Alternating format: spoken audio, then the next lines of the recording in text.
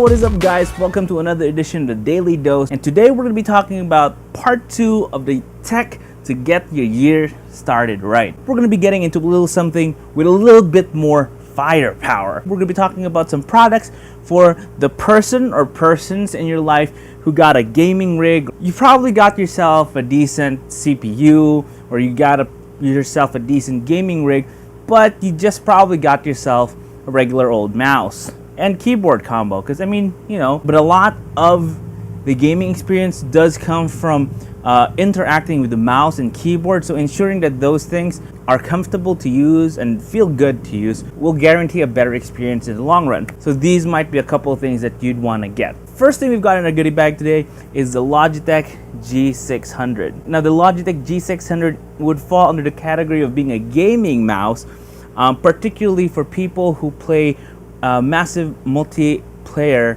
online RPGs or MMORPGs, so things like Ragnarok or World of Warcraft. And that's because of the massive number of buttons here on the side that you can program and reprogram to your heart's content. All in all, on this mouse alone, there are 1, 2, 3, 4, 5, 6, 7, 8, 9 through 20 keys here that you can reprogram. Why is that important for gamers, especially gamers who play MMORPGs? Well, it's because they can program a certain string of skills here onto the side, okay? But to people who aren't really gamers, there's also a flip side to this. Gaming equipment or gaming accessories are typically designed to last very long periods of time because they're, supposed to go through massive numbers of clicks before they fail. And also, specifically with mice like this one, the G600, they're also very reliable productivity tools. What this allows me to do, actually, the multiple keys there on the side that can be remapped and reprogrammed to my heart's content, allows me to set up Photoshop actions, and I work with Photoshop in Photoshop a lot. So this has saved me a whole number of keyboard clicks by just mapping like a Control plus or a Control minus to a single key at the reach of my thumb. If you have any, creative friends or people who work with Photoshop a lot, this would actually be a pretty good buy for them, honestly. It's also super comfortable to hold, and it's not even super heavy. Probably one of the biggest cons of this is that to remap the device, you do need to rely on software bundled with the mouse, okay? So it's not something inherently you can do in Windows. You'd need a third-party software. Thankfully, all that stuff can be found online. You can actually set this up to detect what program it's in currently, and then it'll adjust the remapped keys here on the side accordingly. Now, what I've found is that recently it doesn't detect that I've alt-tabbed or switched into Photoshop, and it kind of just doesn't set the keys, correctly. I got this mouse at New Tech about, I think, December or sometime in 2015. So I've been using it for over a year now, and I found it's pretty good. It's very reliable, and for the most part, it's just plug and play. Also, it doesn't just glow red. If you switch out to different profiles here, it also can do multiple colors like that in a rainbow, or if you have a specific color scheme to match your keyboard, your monitor, and your mouse, whatever, and your CPU, you can set it to specific colors in the Logitech app in the PC. Plenty useful, also aesthetically very nice. You can also opt to shut that off, and it's in stealth mode. I got the Logitech G600 from New Tech for I think around $2,000. I would recommend you get it from there. They have it at the cheapest. So moving on, we're now going to be talking about keyboards. Now keyboards are important to me only because I have a very weird fascination with clicky keys on keyboard. I used to use like this membrane keyboard, and it just wasn't for me. It didn't have that nice click when you're typing on it. Just a little background here. There are two general types of keyboards. One of them is membrane.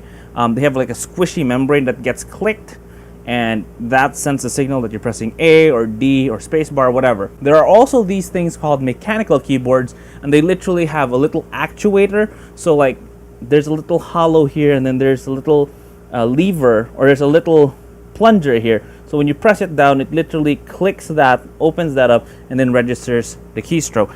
It's a lot better for typing because it doesn't mess up a lot, and it has a very nice click, click, clack, clack, like that feel. Whoa, whoa. So what I have as a recommendation here today is the Corsair K70. It is a ridiculous a chunk of keyboard. It's made from a combination of plastic in the back and then aluminum here on top. So the entire front plate is aluminum and it glows red. And as I mentioned before, the primary reason why I got this keyboard is because of that. The clickety-clack, clickety-clack. And why is that important? Well, with membrane keyboards, the big problem was if you hit one key, or like if you hit one key and you really meant to press another key, like maybe S, and you kind of just have fudged the two keys together, even if you just slightly touch the S, it might trigger the membrane. With mechanical keyboards, however, because of the fact that it has an actuator instead of just like this membrane that squishes, it's less likely to register the false entries. And that's good for gamers because it minimizes the number of errors you make in a game. Less errors is a bigger chance of you winning. I particularly like this keyboard, not only because of that, and though, yeah, that is pretty nice, like the that gets addictive. I also got it because it looks nice. Like, look at that. That's a very nice design aesthetic from Corsair. You can also set it up to have only a certain number of keys glowing, like so. So I only have the WSAD. This is like what I call my Dota setup. So only those keys light up. And also when you have the keys here, you can also set it up to be less bright if you so want it. So that's the maximum brightness, and that's off, that's low to max. So it depends on how bright your room is or how intrusive you want this to look, though the red isn't really a huge issue. That was actually the biggest consideration I had for getting this keyboard, just because it's a backlit illuminated keyboard. It allowed me to work in the dark. Another good thing about mechanical keyboards versus membrane keyboards is that you can actually remove these keys. Like that's the escape key. I just took it off so that you can clean underneath the keys. And speaking of it, this is actually due for a pretty good scrubbing down. That's pretty much it. That's the Corsair K70. You can get this at any gaming or any PC parts store. These, I don't think they have the K70 anymore. They have something called the K70 RGB. The K70 RGB retails for like around $7,000-8,000. So it's an investment. I mean, yeah, sure, but trust me when I say that typing on this for very long periods of time doesn't get tiring at all. And the click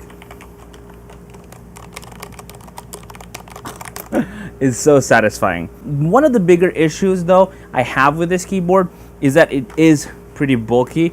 Like this entire top section here could just not be there and be completely the same keyboard, but you know, it is what it is. So that's the Corsair K70. Definitely has my highest recommendations of all keyboards. I am very, very, very satisfied with it. Been using it for 3-4 years now. One last thing on the list here, and I mean, I was only talking about keyboard and mice earlier, but really, sound is also a very important part of your gaming experience.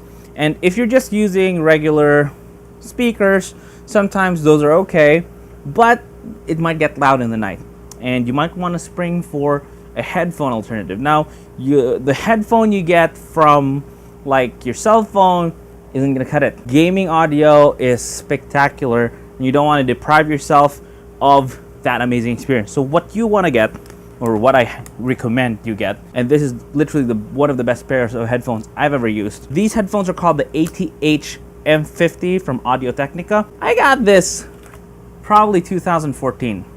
So I've been using this probably 2015. A little bit over a year now, maybe 2014. So maybe a little bit over 2 years now.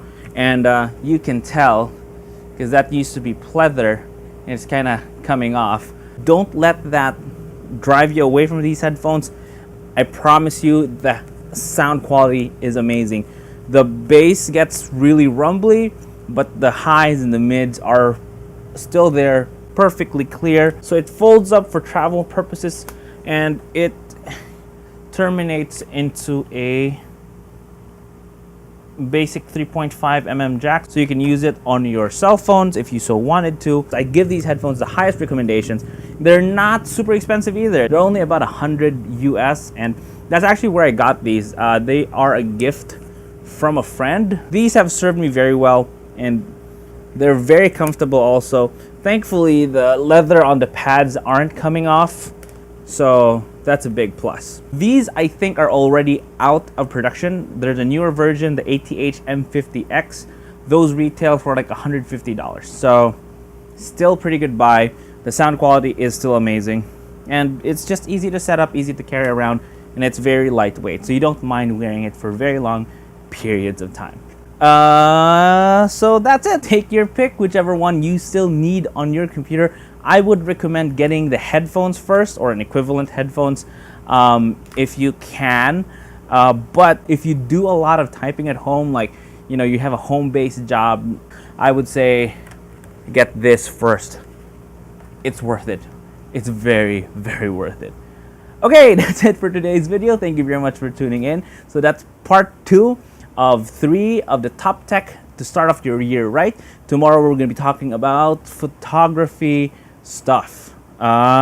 Very specific topic, and I will explain when we get there tomorrow. Make sure to hit the like and subscribe buttons down there, and also don't forget to follow me on Facebook. There's a link in the thingy down there. That's it. Thank you very much for tuning in. Stay safe. I will see you tomorrow. Peace.